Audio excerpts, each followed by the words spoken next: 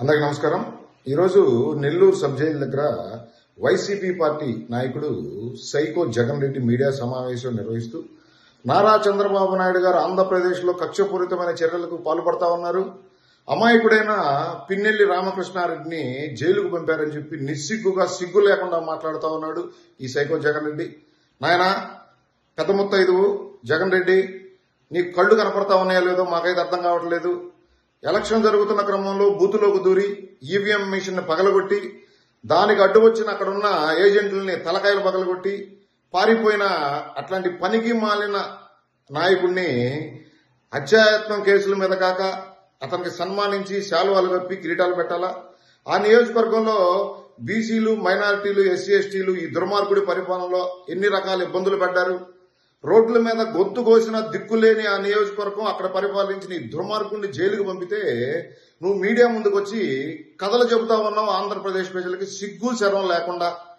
ఆంధ్రప్రదేశ్ ప్రజలు కనీసం నీకు ప్రతిపక్ష హోదా కూడా ఇవ్వకుండా మా తరపున గొంతు ఎత్తడానికి కూడా నువ్వు పనికిరావని చెప్పి నిన్ను మూలన కూర్చోబెట్టారు। ఇప్పటికైనా బుద్ధి తెచ్చుకో। నువ్వు బుద్ధి తెచ్చుకోకపోతే ఆంధ్రప్రదేశ్ ప్రజలు నీకు బుద్ధి చెప్పడానికి సిద్ధంగా ఉన్నారు। నువ్వు మాట్లాడుతూ ఉన్నావు ఇంకా నారా చంద్రబాబు నాయుడు గారు హామీలు అమలు చేయట్లేదని। నువ్వు 5 సంవత్సరాలలో ఆంధ్రప్రదేశ్ ప్రజల్ని మభ్యపెట్టి అధికారం పొంది నువ్వేమీ పీకలేకపోయావు। అందుకే ఆంధ్రప్రదేశ్ ప్రజలు నీ ముఖ్యమంత్రి కుర్చీని పీకేశారు। నారా చంద్రబాబు నాయుడు గారు ముఖ్యమంత్రిగా ప్రమాణ స్వీకారం చేసిన 20 రోజుల్లో 1000 రూపాయల పెన్షన్ పెంచడం జరిగింది, వికలాంగులకి రెట్టింపు పెన్షన్ ఇవ్వడం జరిగింది, వారం రోజుల్లో ఉచిత ఇసుకని అందివ్వబోతా ఉన్నారు। నువ్వేదైతే రాష్ట్ర ప్రజల్ని భయభ్రాంతులకు గురి చేయడానికి తీసుకొచ్చిన ల్యాండ్ టైటిలింగ్ యాక్ట్ రద్దు చేయడం జరిగింది, అమరావతి నిర్మాణాన్ని, పోలవరం నిర్మాణాన్ని పరుగులు పెట్టించేందుకు ఆయన కసరత్తు ప్రారంభించాడు।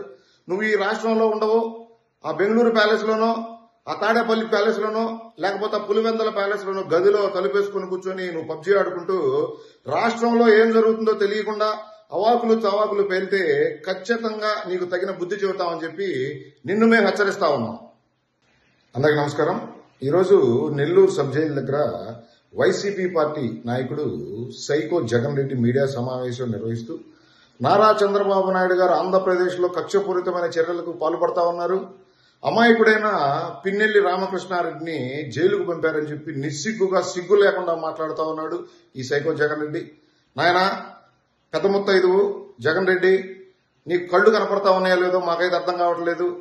ఎలక్షన్ జరుగుతున్న క్రమంలో బూతులోకి దూరి ఈవీఎం మిషన్ పగలగొట్టి దానికి అడ్డు వచ్చిన అక్కడున్న ఏజెంట్లని తలకాయలు పగలగొట్టి పారిపోయిన అట్లాంటి పనికి మాలిన నాయకుడిని హత్యాయత్నం కేసుల మీద కాక అతనికి సన్మానించి శాలువాలు కప్పి కిరీటాలు పెట్టాలా?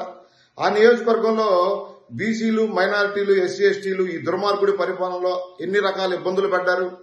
రోడ్ల మీద గొంతు కోసిన దిక్కులేని ఆ నియోజకవర్గం అక్కడ పరిపాలించిన ఈ దుర్మార్గుడిని జైలుకు పంపితే నువ్వు మీడియా ముందుకు వచ్చి కథలు చెబుతా ఉన్నావు ఆంధ్రప్రదేశ్ ప్రజలకి సిగ్గు శరం లేకుండా।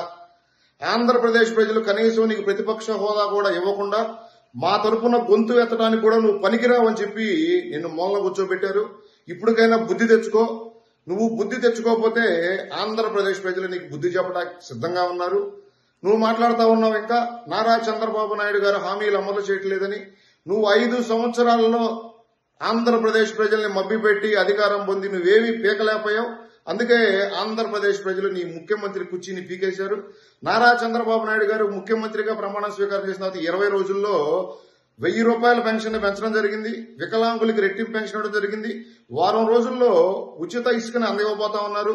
నువ్వేదైతే రాష్ట్ర ప్రజల్ని భయభ్రాంతులకు గురి చేయడానికి తీసుకొచ్చిన ల్యాండ్ టైటిలింగ్ యాక్ట్ రద్దు చేయడం జరిగింది, అమరావతి నిర్మాణాన్ని, పోలవరం నిర్మాణాన్ని పరుగులు పెట్టించేందుకు ఆయన కసరత్తు ప్రారంభించాడు।